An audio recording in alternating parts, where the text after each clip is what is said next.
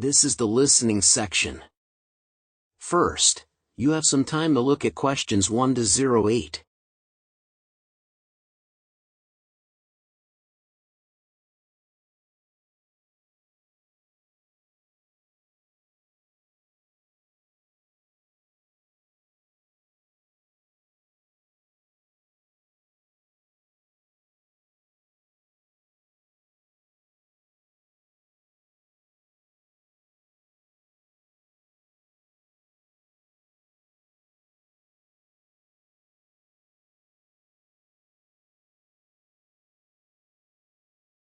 Now we shall begin. You should answer the questions as you listen because you will not hear the recording a second time. Listen carefully and answer questions 1 to 8. Part 1, you will hear a topic on how to deal with a dilemma.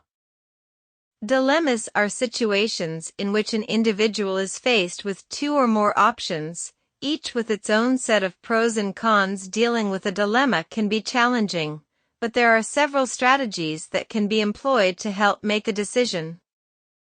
One approach to dealing with a dilemma is to weigh the pros and cons of each option. This involves making a list of the potential benefits and drawbacks of each choice, and then comparing them to determine which option is the most favorable. This can help to clarify the decision-making process and make it easier to choose the best course of action.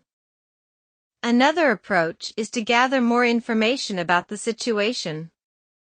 This can involve conducting research, talking to experts, or consulting with others who have experience or knowledge in the area. The more information that is gathered, the more options may become available, and the more informed the decision can be. Seeking the advice of others can also be helpful when dealing with a dilemma. This can include talking to friends, family members, or professional advisors, who can provide a fresh perspective and offer different perspectives on the situation. Additionally, a coach or therapist can help one to understand the root causes of the dilemma and provide guidance on how to best deal with it. Another technique is to use a decision-making tool such as a decision matrix or decision tree. These tools can help to evaluate each option based on specific criteria, such as cost, feasibility, or potential impact. This can provide a structured approach to decision-making and make it easier to compare the different options. It's also important to consider one's values, beliefs, and principles when dealing with a dilemma. This can help to ensure that the decision that is made is in line with one's personal values and that the choice will be something one can feel good about in the long run. It's also important to remember that dilemmas are a normal part of life, and that it's okay to take the time to consider all options and gather information before making a decision. Additionally, sometimes a dilemma is not solved by just one decision, but a series of small decisions that lead to the final goal. In some cases, it may be necessary to accept that there is no perfect solution, and that the best course of action is to choose the option that has the least negative consequences. Finally, it's important to remember that a decision made today may not be final, and that one can always reassess the situation and make a different choice if needed. In conclusion, dealing with a dilemma can be challenging, but there are several strategies that can be employed to help make a decision. By weighing the pros and cons of each option, gathering more information, seeking the advice of others, and considering one's values, beliefs, and principles, one can make a well-informed decision. And remember, sometimes it's not just one decision that solves the dilemma, but a series of small decisions that lead to the final goal.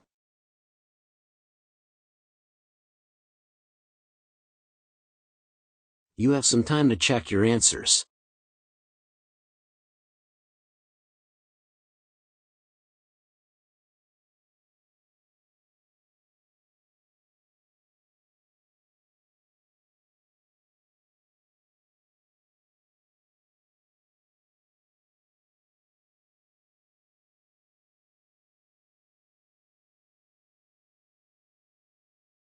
Now listen to the next and answer question 9 and 10. Good morning. Are you ready to order? Yes, I am, thank you. I'll have 3 scrambled eggs with country ham, toast, and jam, please. Would you like anything to drink? I'll have a tomato juice and some iced tea. Anything else? Could I have a slice of pumpkin pie? Sure, coming right up. This is the end of this part. You have some time to check your answers.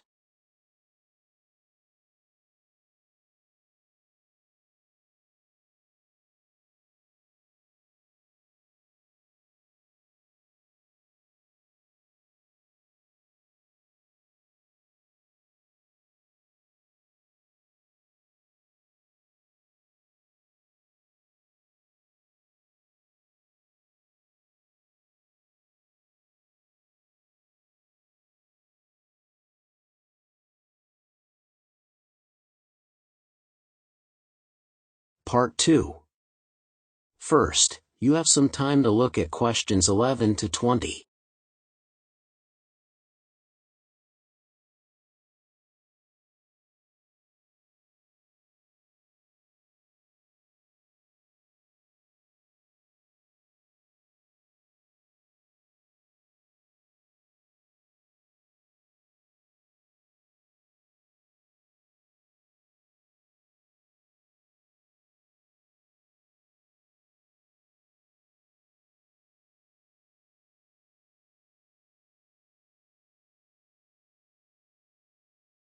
Now listen carefully and answer questions 11 to 20. The recycling process begins with the collection of materials that are suitable for recycling. This can be done through curbside pickup programs, drop-off centers, or other methods. Once the materials are collected, they are transported to a processing facility where they are sorted by type. The first step in the processing of recyclable materials is the removal of any contaminants, such as food waste or non-recyclable materials. This is typically done by hand or with the use of specialized equipment. Next, the materials are processed to reduce their size and prepare them for further recycling. This can include crushing glass bottles, shredding paper, or melting plastic. Once the materials have been processed, they are ready for their next phase of recycling. This can include making new products from the recycled materials, such as new bottles from recycled glass, or new paper from recycled pulp. The recycling process is not just limited to paper, glass, and plastic. Many other materials are also recycled, including metals, electronics, and even textiles. These materials are also collected, processed, and recycled in a similar way. One of the benefits of recycling is that it conserves natural resources, reduces the need for landfill space, and reduces the amount of pollution caused by the production of new products. However, recycling also has some limitations. It can be more expensive than producing new products, and not all materials are recyclable. Additionally, the recycling process itself can be energy intensive, which can contribute to pollution. Overall, recycling is an important part of a sustainable waste management system. It can help reduce the environmental impact of waste, but it is not a perfect solution. A combination of recycling, reducing waste, and using alternatives to traditional products is necessary to create a truly sustainable waste management system. It is important to note that recycling is not only about the process of collection, sorting, and processing, but also about the market for recycled materials. It also includes the education of the public about the benefits of recycling and how to recycle properly. The recycling process can be divided into 2 main categories: mechanical recycling and chemical recycling. Mechanical recycling is the process of converting the recyclable materials into new products without changing the chemical structure of the material. This includes processes such as shredding, grinding, washing, and remelting. Chemical recycling is the process of breaking down the recyclable materials into their chemical compounds, which can then be used to make new products. This includes processes such as pyrolysis, gasification, and depolymerization. In conclusion, recycling is an important part of a sustainable waste management system. It helps conserve natural resources, reduce pollution, and reduce the need for landfill space. However, it is not a perfect solution, and a combination of recycling, reducing waste, and using alternatives to traditional products is necessary to create a truly sustainable waste management system. Education of the public is also important, along with the development of markets for recycled materials. This is the end of this part. You have some time to check your answers.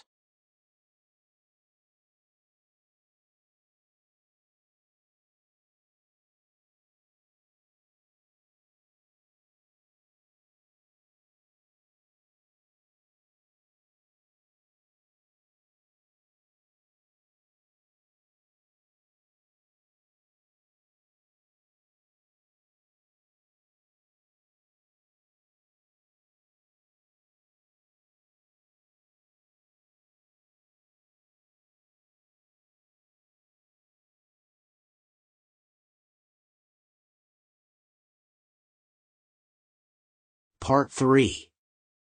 You have some time to look at questions 20 to 25.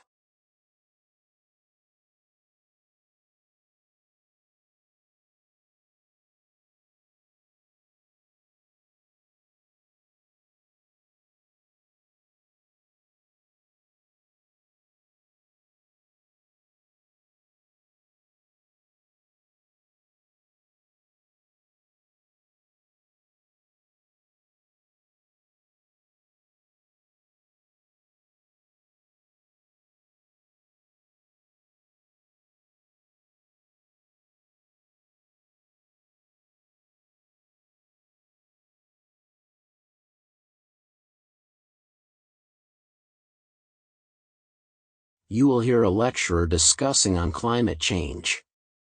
Listen carefully and answer questions 21 to 25. Climate change refers to the long-term changes in the Earth's climate, including changes in temperature, precipitation, and weather patterns. These changes are primarily caused by human activities, such as the burning of fossil fuels, deforestation, and agriculture. One of the main drivers of climate change is the burning of fossil fuels such as coal, oil, and natural gas. These fuels release greenhouse gases, such as carbon dioxide and methane, into the atmosphere. These gases trap heat from the sun, leading to a warming of the Earth's surface and atmosphere. This is known as the greenhouse effect. Another major contributor to climate change is deforestation, which results in the loss of trees that absorb carbon dioxide from the atmosphere. Agriculture also contributes to climate change through the release of methane from livestock and the use of fertilizers. The effects of climate change are already being felt around the world. Global temperatures have risen by about 1.1 degrees Celsius, 2 degrees Fahrenheit, since the pre-industrial era. This warming is causing changes in weather patterns, leading to more extreme weather events such as heat waves, droughts, and heavy precipitation. Rising sea levels are another major effect of climate change. As the Earth's temperature increases, ice melts and ocean water expands, leading to a rise in sea level. This can result in coastal flooding and erosion, as well as the displacement of communities living near the coast. Climate change also has significant impacts on biodiversity and ecosystems. Rising temperatures and changes in precipitation patterns can alter the distribution and abundance of species, leading to declines in biodiversity. The impacts of climate change also disproportionately affect vulnerable populations, such as low-income communities and indigenous peoples. These communities often lack the resources to adapt to the effects of climate change and are disproportionately affected by extreme weather events and rising sea levels. To combat climate change, it is necessary to reduce greenhouse gas emissions and transition to clean energy sources. This can be achieved through a combination of policies, such as carbon pricing, regulations, and incentives for clean energy development. Individual actions, such as reducing energy consumption, using public transportation, and eating a plant-based diet, can also help lower greenhouse gas emissions. Planting trees and preserving natural ecosystems can also help to absorb carbon dioxide from the atmosphere. In addition to reducing emissions, it is also important to adapt to the effects of climate change that are already occurring. This can include building seawalls to protect against coastal flooding, planting drought-resistant crops, and developing early warning systems for extreme weather events. International cooperation is also crucial in addressing climate change. The United Nations Framework Convention on Climate Change is a global treaty that aims to stabilize greenhouse gas concentrations in the atmosphere to avoid dangerous levels of climate change. The Paris Agreement, adopted under the UNFCCC in 2015, aims to limit global warming to well below 2 degrees Celsius above pre-industrial levels.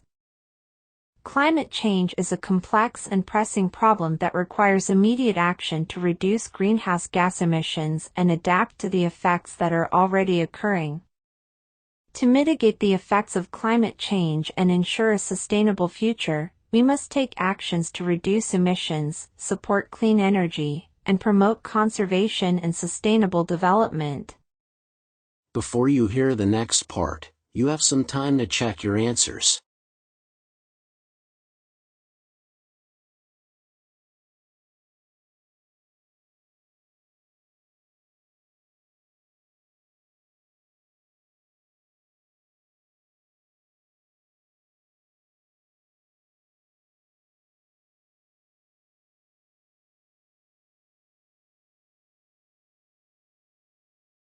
First, you have some time to look at questions 26 to 30.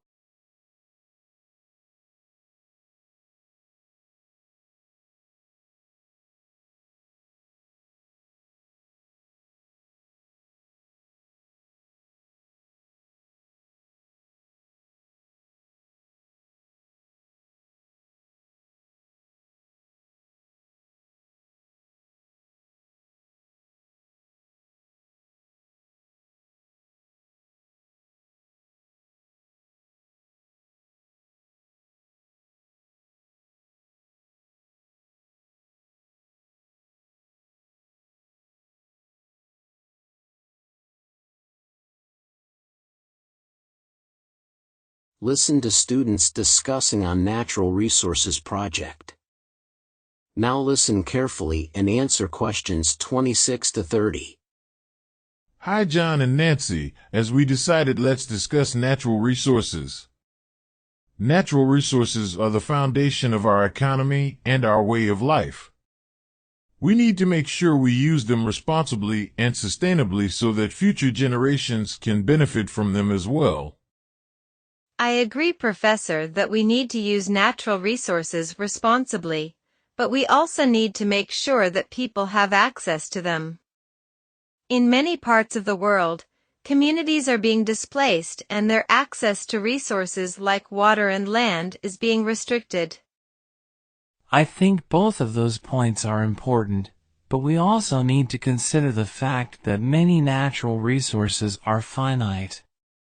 We can't just keep using them without considering the long-term consequences. We need to invest in renewable resources and new technologies to make sure we have a sustainable future. Yes, you're absolutely right. We need to think about the long-term impacts of our resource use.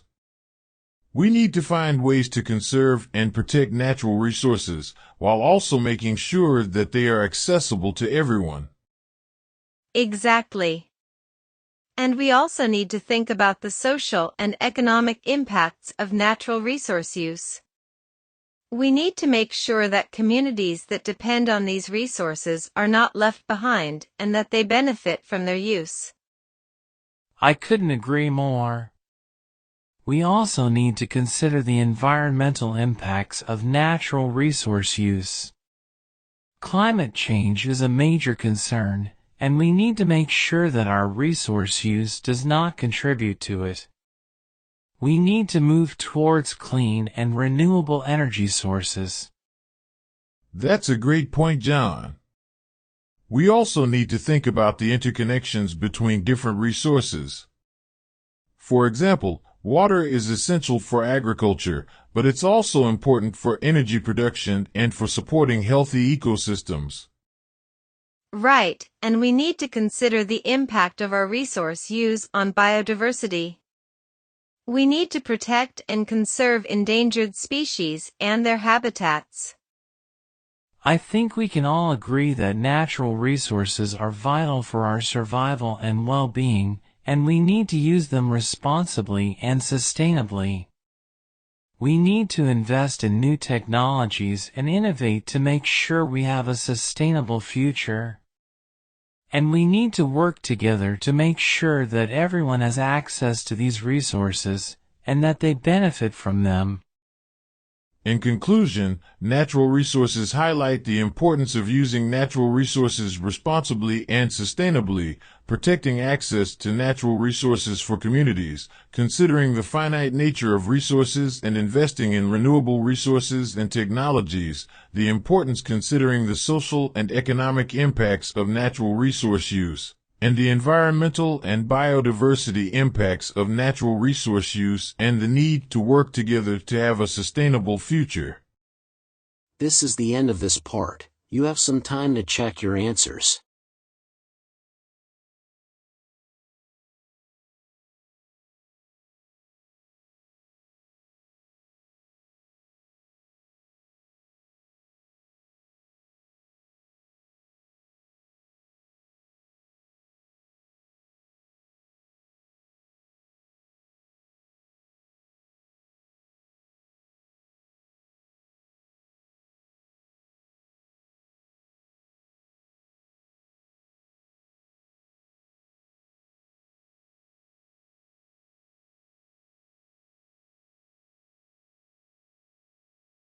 Part 4. First, you have some time to look at questions 31 to 40.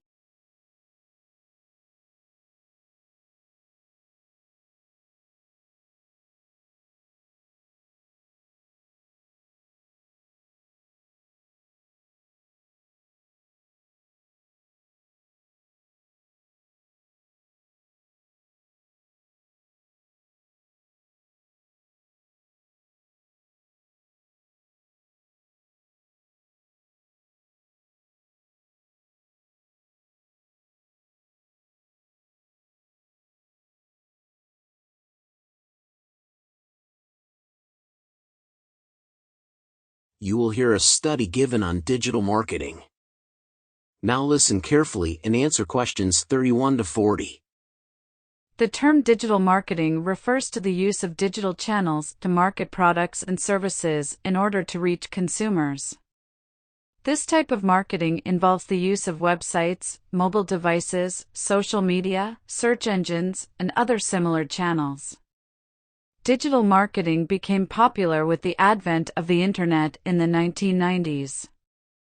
Digital marketing involves some of the same principles as traditional marketing and is often considered a new way for companies to approach consumers and understand their behavior. Companies often combine traditional and digital marketing techniques in their strategies. But it comes with its own set of challenges, including implicit bias. How digital marketing works. Marketing refers to activities that a company uses to promote its products and services and improve its market share. It requires a combination of advertising savvy, sales, and the ability to deliver goods to end users if it's going to be successful. Professionals, known as marketers, take on these tasks either internally, for companies, or externally with marketing firms. Corporations traditionally focused on marketing through print, television, and radio. Although these options still exist, the Internet led to a shift in the way companies reach consumers. That's where digital marketing came into play.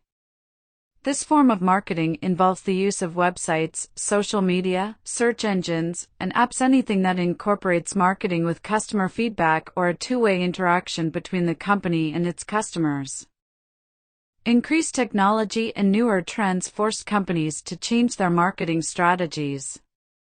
Email became a popular marketing tool in the early days of digital marketing. That focus shifted to search engines like Netscape, which allowed businesses to tag and keyword stuff to get themselves noticed.